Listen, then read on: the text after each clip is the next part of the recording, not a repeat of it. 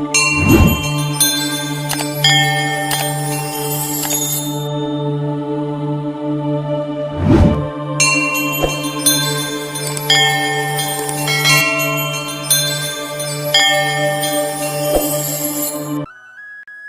जय श्री राधे, जय जय श्री कृष्णा। साथियों, गीता सीरीज के 13वें एपिसोड में आपका स्वागत है। गीता का 13वां अध्याय क्षेत्र क्षेत्रज्ञ विभाग योग के नाम से जाना जाता है। गीता के 13वें अध्याय में कुल 35 श्लोक हैं। गीता और इसका ज्ञान सदियों से अनवरत बहता चला आ रहा है और आगे भी बहता रहेगा। मेरा ये प्रयास है कि मैं आपको सरल भाषा में इस गीता के ज्ञान से रूबरू कराऊं। तो चलिए प्रारंभ करते हैं गीता का 13वां अध्याय। जय श्री कृष्णा। साथियों, इस अध्याय में श्री कृष्ण शरीर और शरीर के ज्ञाता के बीच के अंतर के विस्तृत विश्लेषण की ओर ले जाते हैं। वे प्राकृत शक्ति के उन तत्वों की गणना करते हैं जिनसे शरीर के क्षेत्र की रचना होती है। वे शरीर में होने वाले उन परिवर्तनों जो भावनाओं मत दृष्टिकोण के रूप में उदय होते हैं का वर्णन करते हैं। वे उन गुणों और विशेषताओं का भी उल्लेख करते हैं जो मन को शुद्ध और उसे ज्ञान के प्रकाश से आलोकित करते हैं। क्षेत्र, शरीर और क्षेत्रज्ञ आत्मा परस्पर अत्यंत विलक्षण है। केवल अज्ञान से ही इन दोनों की एकता सी हो रही है। क्षेत्र जड़, विकारी, क्षणिक और नाशवान है एवं क्षेत्रज्ञ चेतन, ज्ञान स्वरूप, निर्विकार, नित्य और अविनाशी है। अर्जुन श्री कृष्ण से पूछते हैं कि हे केशव, प्रकृति क्या है और पुरुष क्या है तथा क्षेत्र और क्षेत्रज्ञ क्या है। मैं यह भी जानना चाहता हूँ कि सच्चा ज्ञान क्या है और इस ज्ञान का लक्ष्य क्या है। एक प्रकृति होती है जो दिखती है और हमारे चारों तरफ होती है, और एक प्रकृति हमारे अंदर भी होती है जिसे हम मानवीय व्यवहार या रवैया भी कहते हैं। ज्ञान हासिल करना तो बहुत अच्छी बात है, लेकिन ज्ञान का लक्ष्य क्या है, इसे क्यों हासिल करें। श्री कृष्ण कहते हैं कि हमारा शरीर क्षेत्र है और जो इस बात को जानता है उसको क्षेत्रज्ञ कहते हैं। बात को जानने से मतलब है जैसे खेत में बोई हुई फसल समय आने पर ही तैयार होती है, वैसे ही हमारे शरीर में बोए हुए कर्मों के संस्कार भी बीज ही हैं, जिनका समय आने पर ही हमें फल मिलता है। इसलिए हमारे शरीर का नाम क्षेत्र भी है। जो इस बात को जानता है उस मनुष्य को ज्ञानी कहते हैं। श्री कृष्ण कहते हैं कि हे अर्जुन, मैं समस्त शरीरों के कर्म क्षेत्रों का भी ज्ञाता हूँ। कर्म क्षेत्र के रूप में शरीर, आत्मा तथा भगवान को इस शरीर के ज्ञाता के रूप में जान लेना ही सच्चा ज्ञान है। अब मैं तुम्हें समझाऊंगा कि कर्म क्षेत्र और इसकी प्रकृति क्या है, इसमें परिवर्तन कैसे होते हैं और यह कहाँ से उत्पन्न हुआ है। कर्म क्षेत्र का ज्ञाता कौन है और उसकी शक्तियाँ क्या हैं। बड़े बड़े ऋषियों ने क्षेत्र और क्षेत्रज्ञ का तत्व बताया है। कितने ही वेद मंत्रों द्वारा इसको विभाग में बांटकर बताया गया है। यहाँ तक कि ब्रह्मा सूत्र के पदों द्वारा भी क्षेत्र और क्षेत्रज्ञ का तत्व बताया गया है।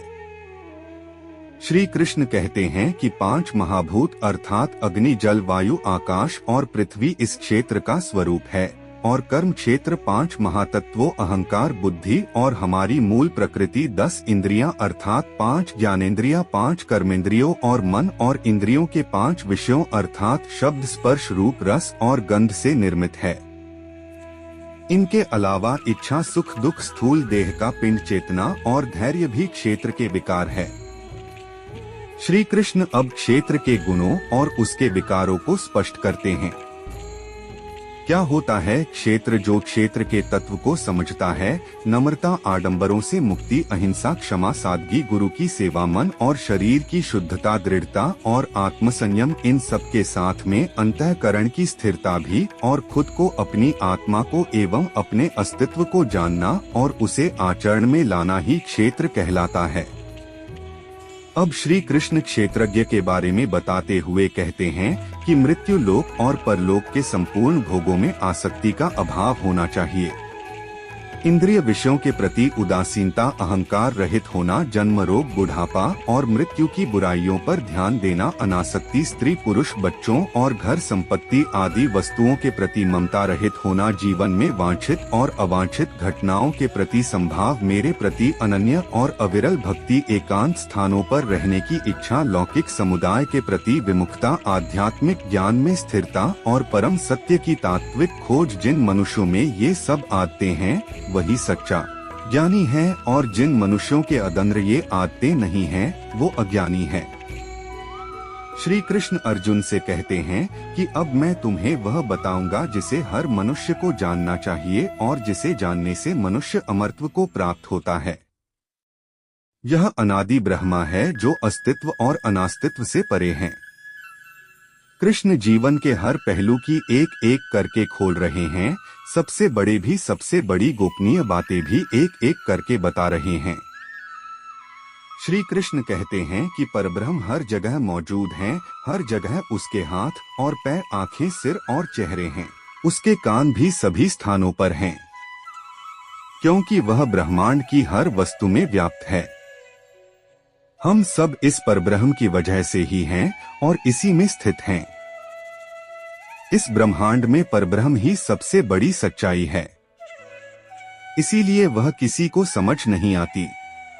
परब्रह्म को समझना ही सबसे बड़ा ज्ञान है, अपनी आत्मा से साक्षात्कार है।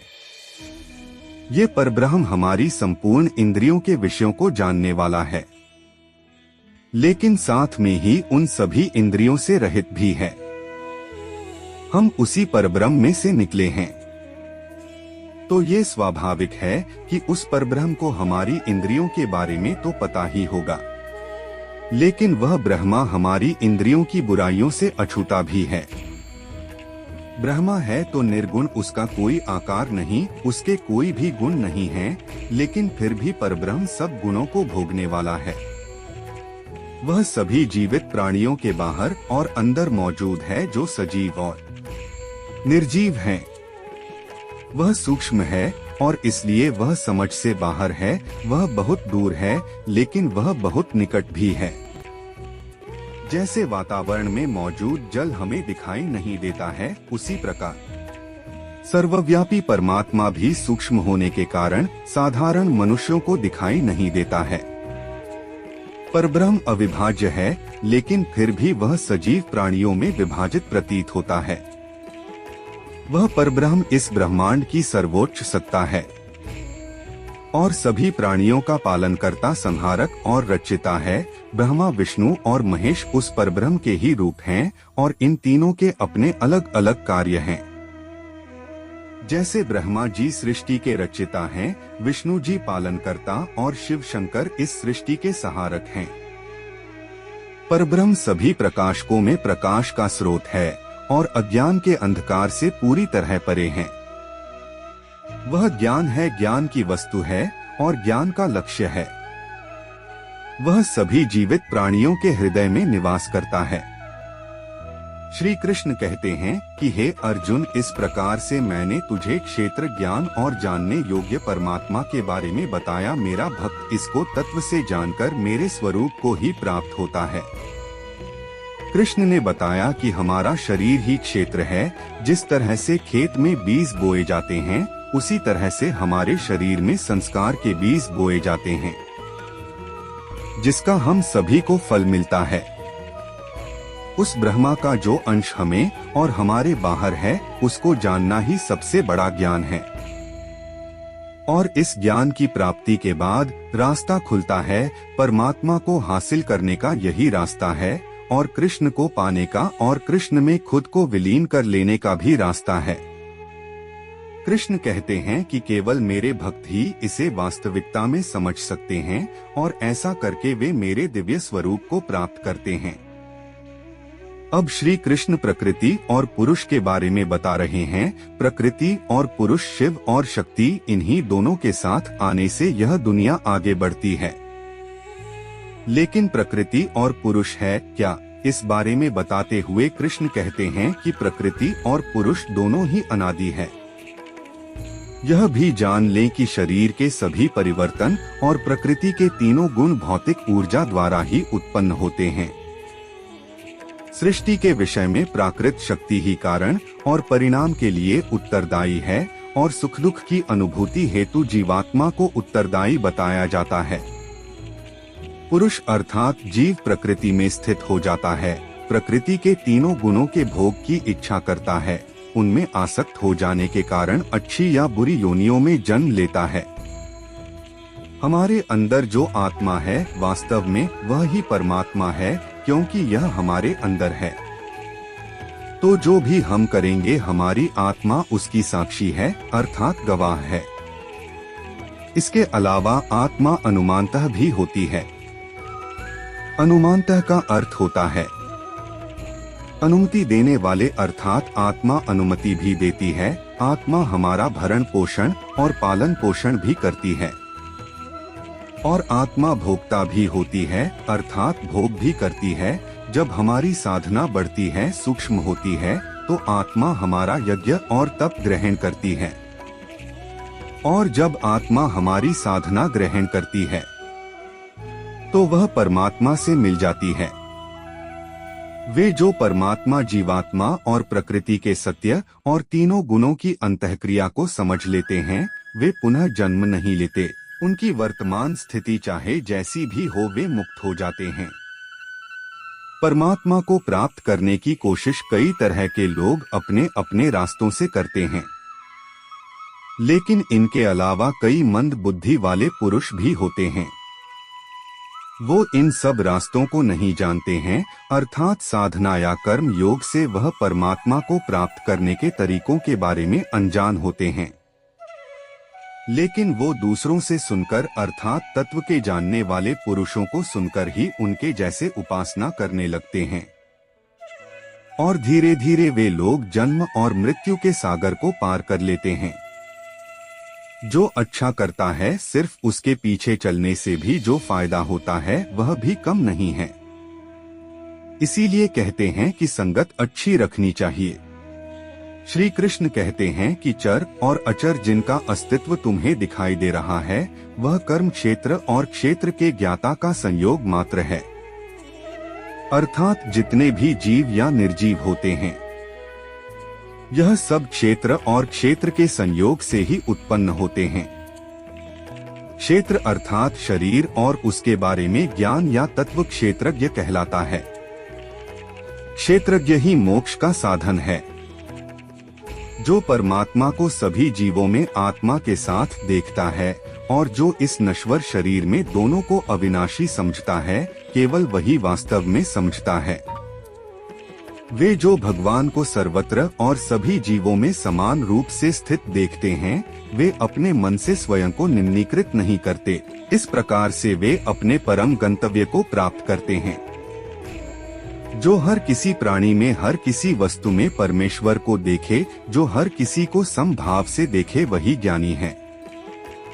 हमसे ज्यादातर लोग अपने शरीर को ही सबसे बड़ी सच्चाई मानकर एक झूठी दुनिया में जीते रहते हैं और इस दुनिया के मायाजाल में फंसे रहते हैं और फिर एक दिन हमारी आत्मा हमारे शरीर को छोड़कर चली जाती है और हमारा शरीर नष्ट हो जाता है और इस तरह अज्ञानी मनुष्य जन्म मृत्यु के चक्र में फंसे रहते हैं।